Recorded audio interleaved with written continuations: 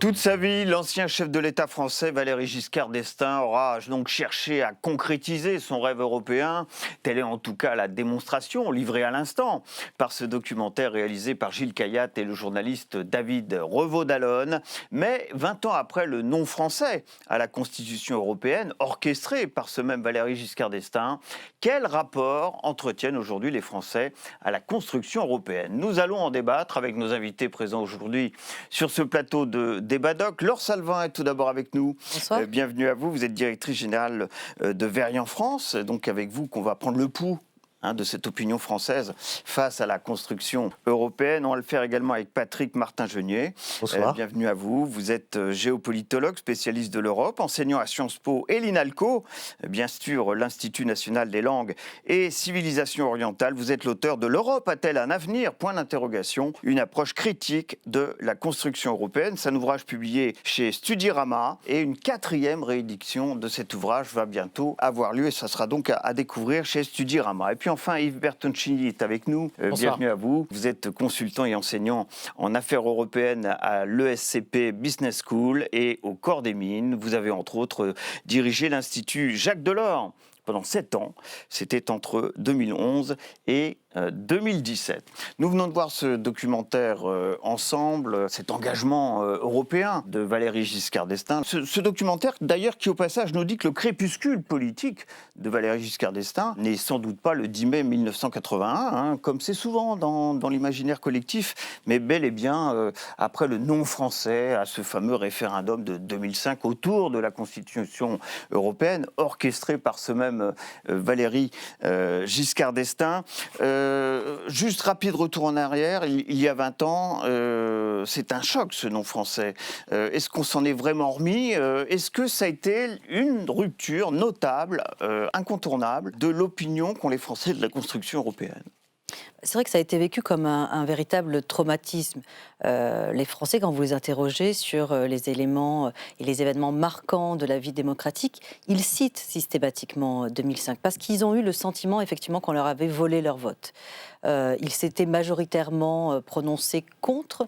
Plus de 54%. Plus de 54%, avec un niveau de participation qui était élevé, qui était plus élevé que les élections européennes à ce moment-là. Donc, une importance du débat et une implication dans le débat qui était forte. Et ils ont eu le sentiment qu'effectivement, après ce non, leur voix n'a pas été écoutée. Et donc, on a parfois parlé de déni démocratique, on a parlé de non-respect de la voix du peuple. Et ce sont des événements que nous suivons notamment dans l'opinion grâce aux enquêtes Eurobaromètre pour la Commission européenne.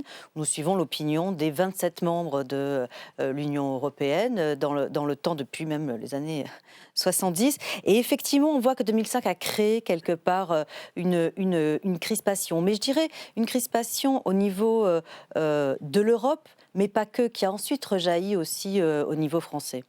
Nous n'étions pas les seuls à voter non. Quelques jours après, c'était les Néerlandais. Eux aussi, 20 ans après, vous avez même fait un rapport pour Terra Nova à ce sujet, pour en tirer les conséquences de ce non français. 20 ans après, comment on l'analyse? Alors avec Thierry Chopin et Bruno Cotresse, effectivement, je vais quand même commencer par la comparaison avec les Pays-Bas, parce que ce qui est intéressant, c'est que cette idée qu'on n'a pas respecté le non est beaucoup moins présente aux Pays-Bas qu'en France.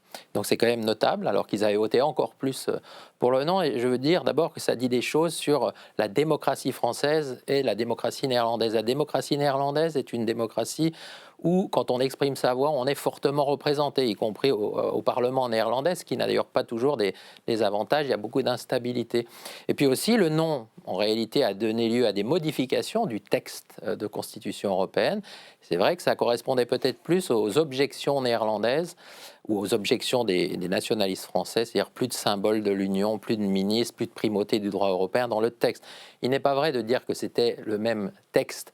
C'est un texte 2 fois moins long qui a été proposé dans le fameux traité le cadre du traité de Lisbonne, qui sera ratifié par le Parlement français 3 ans après. Voilà, mais les Français ont pensé qu'on repassait le même plat en réalité. Alors, et vous dites que ce n'est pas le cas. Je poursuis avec la comparaison néerlandaise, parce que le malentendu dans le non français, c'est que au fond, beaucoup de Français, pour la première fois, ont lu des traités qui étaient déjà en vigueur. Je pense en particulier au traité de Rome, au traité de Maastricht qu'ils avaient validé à l'époque. Et quand ils ont lu ces traités en vigueur, ils ont par exemple constaté qu'on y promouvait la concurrence libre et non faussée.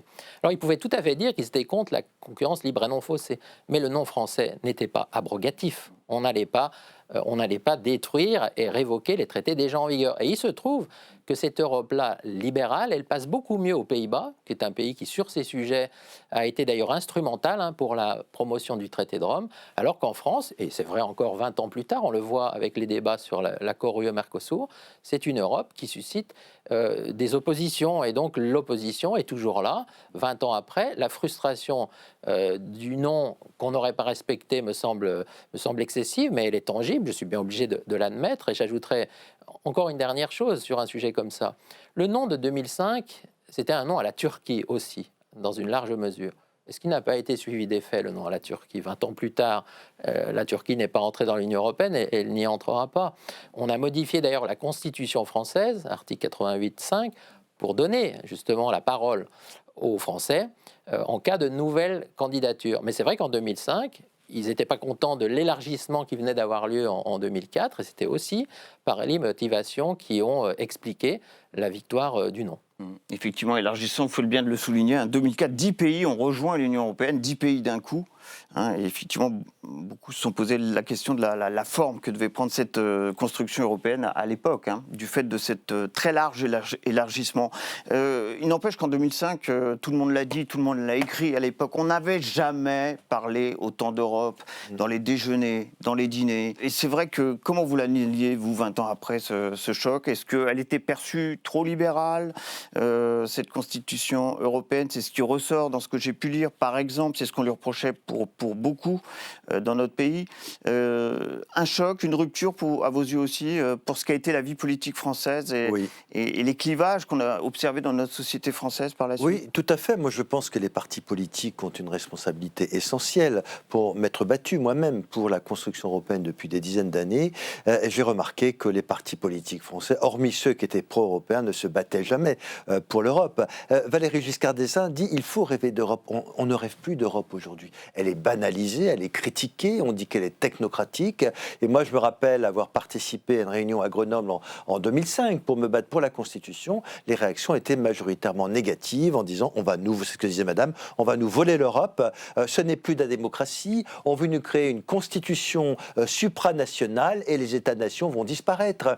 Et donc c'est ça qui est important. Et pourtant, Valéry Giscard d'Estaing avait présidé une convention qui avait donné lieu à une conférence intergouvernementale. On l'a vu d'ailleurs dans ce film, voilà, des dans images. ce film. Et alors, il y avait tous les parlements européens, les parlements qui étaient représentés, le Parlement européen, la Commission européenne, les États, c'était extrêmement concerté.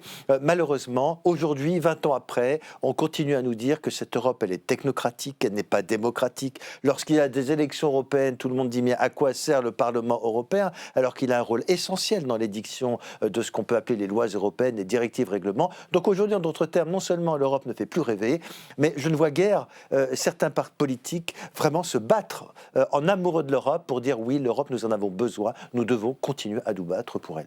C'était un sujet très transversal, ça a créé un schisme dans la gauche française. Certains, y compris au Parti socialiste, parti plutôt pro-européen, certains comme Laurent Fabius et d'autres, Jean-Luc Mélenchon, à l'époque avait appelé à voter non. Crispation, schisme aussi dans la droite française, entre les gaullistes et les plus libéraux, tels qu'était évidemment Valéry Giscard d'Estaing. Ça a été tout de même un vrai schisme du côté des formations politiques françaises, ce débat européen. Mais l'intérêt du documentaire, c'est d'avoir cette espèce de perçu de recul sur longue période historique. Et au fond, ce que ça nous rappelle autour de l'épisode d'un autre nom, qui était un nom parlementaire à la Communauté européenne de défense, c'est qu'il y a dans notre pays des courants. Là, vous nous ramenez en 1954. Communauté européenne de défense proposée par la France en 52, rejetée par le Parlement français en 54. La Constitution française a été très largement façonnée par la France et en particulier par Valéry Giscard d'Estaing. Et puis il y a eu ce rejet référendaire. Mais à chaque fois, qu'est-ce qui s'exprime? Un fort courant nationaliste dans notre pays. Il était là dans les années 50, il était à nouveau là en 2005. un courant de gauche radicale qui, pour des raisons différentes, s'oppose à l'Europe, et puis une fraction des sociodémocrates, un tout petit peu désorientés, qui fait la pointe, par Pierre Mendès France en 54 et Laurent Fabius et donc en 2005. Et donc, je veux dire, ça, ce sont des permanences et qui expliquent, et voilà, là aussi, le documentaire le rappelle, je pense que les Français ne sont pas à l'aise avec cette Europe libérale, ils voudraient construire une Europe puissance. Valéry Giscard d'Estaing, lui, a voté pour le traité de Rome, mais le général de Gaulle était contre.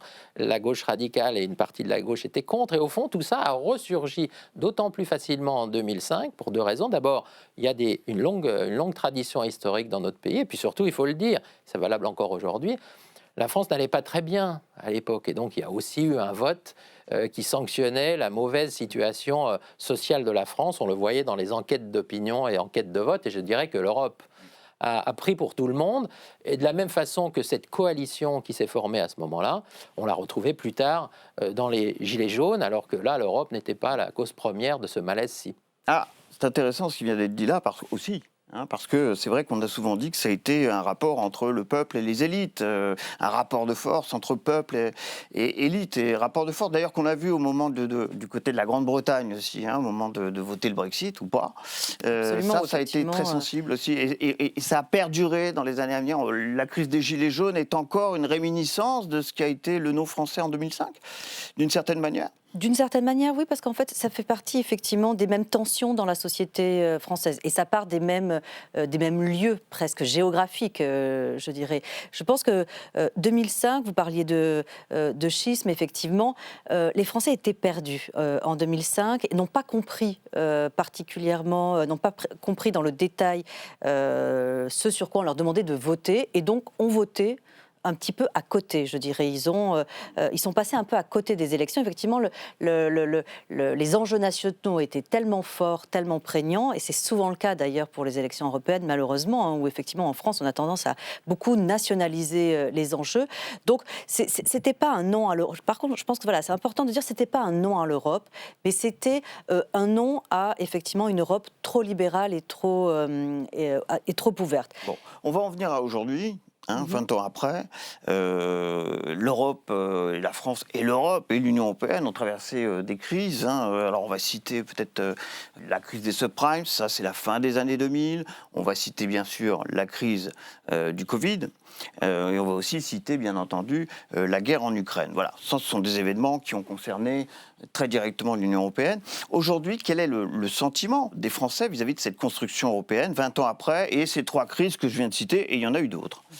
Ce qui est très intéressant, c'est de regarder justement l'évolution des données d'opinion. Entre 2005 et aujourd'hui, donc 20 ans après, 2025, vous avez un soutien à l'Europe qui se maintient, voire qui se renforce dans les dernières années. Pourquoi justement? À cause de ces différentes crises. Les Français et d'une manière générale les Européens ont réalisé effectivement que à plusieurs finalement on pouvait davantage s'en sortir, et qu'une Europe forte pouvait les aider dans leur quotidien. Moi, ce qui me marque dans Donc c'est une Europe protectrice aujourd'hui qui prime aux yeux des Français? Absolument. Comment dire, cet objectif de paix reste la première priorité pour les Français, pour les Européens aussi, mais pour les Français particulièrement. Ils sont très attachés effectivement à cet objectif. Ce qui me frappe aujourd'hui dans les données d'opinion, c'est que contrairement à ce qu'on peut dire, les Français se désintéressent de l'Europe. Alors, certes, les Français ont du mal à comprendre les sujets européens, mais ils sont quand même une grande majorité, plus de 6 Français sur 10 considèrent que les décisions qui sont prises en Europe impactent leur vie quotidienne. Donc ils voient bien effectivement qu'il y a un réel, finalement, de réel lien entre ce qui se passe à Bruxelles et ce qui va ensuite se passer dans les territoires. Aujourd'hui, quand on regarde l'attachement des Français à l'Europe, il n'y a plus de questions. Il n'y a plus de question de Frexit. Et je pense qu'effectivement, Marine Le Pen, qui à un moment donné a changé de braquet pour effectivement se rallier aux autres... En 2017, on s'en souvient très bien. En 2017, effectivement. Ouais. Eh bien, c'est là où, effectivement, elle s'est alignée, finalement, sur la vie de l'opinion publique. Vous diriez qu'il n'y a plus de sujet au niveau de... En tout cas, plus de sujet majoritaire. Ouais. Il n'y a plus de sujet majoritaire, comme ça vient d'être dit, autour de la construction européenne. Et la question se pose peut-être plus sur le mode de construction européenne. Absolument. Vous êtes d'accord avec ça aujourd'hui ? Oui, moi je pense qu'on Il n'y a pas de sujet sur le fait il n'y a pas de sujet. Vous savez, depuis 2009, on n'a pas vraiment avancé sur le débat institutionnel. Bien sûr que les Françaises et les Français sont pour l'Europe. Erasmus, les jeunes qui vont à l'étranger, c'est rentré dans les mœurs. L'euro, qui est bien plus qu'une monnaie, c'est aussi une culture, une valeur commune à l'Union européenne. Depuis le 1er janvier 2002, je crois qu'on a tous de l'euro dans nos porte-monnaies. Voilà. Il y a toute une génération qui n'a connu que l'euro. Qui n'a connu que l'euro. Et quand vous allez au Royaume-Uni et qu'il faut changer de l'argent ou dans d'autres pays non membres de l'Union européenne, bon, évidemment, ça change. Donc, et ça, c'est une perte de souveraineté essentielle. Il faut quand même le rappeler, la monnaie. Au contraire, il faut se dire que plus l'Europe se renforce, plus c'est une souveraineté pour nous au niveau mondial. C'est l'expression d'Emmanuel Macron, la souveraineté européenne, même si l'Europe n'est pas un État. Plus nous sommes forts, plus nous avons des valeurs communes, plus nous sommes en situation de peser sur la scène internationale. Je dirais que le débat aujourd'hui se déplace un peu plus sur le mode de fonctionnement de l'Union européenne. Nous avons connu quelques crises institutionnelles. Rappelez-vous la commission santé à laquelle siégeait Madame Cresson, qui a démissionné avant d'être mise en minorité par une motion de censure.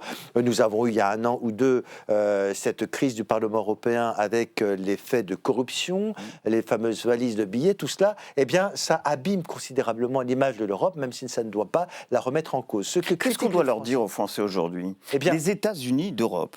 Voilà. Oui. Cher à Robert Schuman. Oui. Et même. Valéry Giscard d'Estaing adhérait à cette idée majeure d'une construction des États-Unis d'Europe. Est-ce que ça, c'est un modèle aujourd'hui qui, selon vous, parle aux Français ? C'est un modèle fédéraliste et c'est un modèle qui, à votre avis, correspond aux attentes des Français aujourd'hui dans l'environnement que nous connaissons ? Non, autant pour les Françaises et les Français, les Européens sont pour un renforcement de l'Europe, une meilleure démocratie, un renforcement de la structure internationale de l'Europe, autant le projet fédéral n'est plus porteur aujourd'hui. Il me semble qu'il n'est plus porteur. Dites-moi aujourd'hui quel est le responsable politique en France qui va vous dire « je veux les États-Unis d'Europe, je veux une fédération européenne ». Non, le sujet n'est plus porteur, même si naturellement, eh bien, on est pour le renforcement de cette Europe. Une fédération, ça voudrait signifier des pouvoirs qui sont transférés à l'Union européenne, le même modèle que des États-Unis. Aujourd'hui, ce n'est plus le modèle qui est revendiqué. On demande plus de transparence. Au contraire, plus de subsidiarité, plus de retour à certaines normes nationales. Je vois que vous acquiescez. Vous en pensez quoi ? Alors, la volonté d'appartenance, elle est bien mesurée. Les Français, et la plupart, c'est le cas partout, il y a une très forte majorité qui disent qu'il vaut mieux en faire partie de cette Union européenne, malgré tous ses défauts. C'est ce que j'ai compris, que d'en sortir. Le Brexit n'est quand même pas une franche réussite, même si c'est pas une prison. Et les partis nationalistes ont bien compris que ça ne marchait pas électoralement, sachant qu'en France, il faudrait en plus sortir de l'euro. Et donc Marine Le Pen, pour des raisons tactiques, je ne suis pas sûr que ce soit très sincère, ne parle plus de sortir de l'Union européenne. Après, une fois qu'on y reste... il y a eu l'exemple du Brexit, où là, on commence à avoir un peu de recul. Qui est un contre-exemple. C'est quand même une contre-publicité. Même si, rappelons-le, les Britanniques n'étaient ni dans l'euro, ni dans Schengen. Donc, j'allais dire, ils étaient déjà un peu plus proches de la porte de sortie. Et pourtant, ils ont toujours de grosses difficultés, y compris d'ailleurs en matière de migration, alors qu'ils disaient que c'était la faute à l'Europe, tout ça. Donc le Frexit, c'est plus un sujet. Alors, c'est un sujet, pour les plus eurosceptiques. Groupuscules, mais en tout cas, et qui n'ont plus d'audience. Une fois qu'on a dit ça, on appartient à un marché commun d'abord. Alors la représentation du marché commun, du marché unique, de la concurrence libre et non faussée n'est pas bonne en France, même si en tant que consommateur on adore ça, mais en tant que citoyen, électeur, beaucoup moins. Et sur les sujets de fédération, oui, la France est l'un des pays qui a une culture unitaire. Là, ça la rapproche du Royaume-Uni. Il n'y a pas d'appétence pour le fédéralisme comme idée, comme rêve, même si on aime bien le fédéralisme en réalité, puisque, par exemple, l'union monétaire, l'euro, qui préserve quand même la France dans la crise que nous connaissons, c'est une monnaie fédérale. Le Parlement européen, c'est un Parlement fédéral. La politique de concurrence, c'est une politique fédérale. Mais je crois que le parallélisme avec les États-Unis, vous prenez l'exemple de la monnaie, le dollar aura considérablement facilité la mise en œuvre des États-Unis. Bien sûr. Et donc, l'euro est parti à 10, nous sommes 20, les Bulgares nous rejoignent, ça fera 21. Et si tous ces pays rejoignent, c'est bien qu'il y a un intérêt et leurs peuples sont d'accord pour rejoindre. Mais alors, d'où elle vient, cette défiance des Français aujourd'hui ? On adhère, oui, on se sent fier d'être européen, c'est ce que vous nous dites, on y adhère majoritairement. Mais il y a toujours une défiance très forte. Moi, je pense qu'elle porte sur quoi, cette défiance ? La dimension libérale de l'Europe, que beaucoup de peuples acquiescent. Je veux dire, les Néerlandais, je les ai cités, mais les pays ex-communistes, ça leur va bien, parce qu'ils ont essayé le communisme, ils préfèrent le libéralisme. Nous, on a un pays dans lequel l'État est fort, il y a une demande de protection, et l'Europe nous expose, aussi bien à la libre circulation, la concurrence interne, que les accords commerciaux. Donc là, il y a une source de défiance. Il y a une source de défiance vis-à-vis de ce pouvoir, effectivement, qui est une sorte de fédération. Jacques Delors, qu'on cite dans le film, parlait de fédération d'États-nations. Voilà.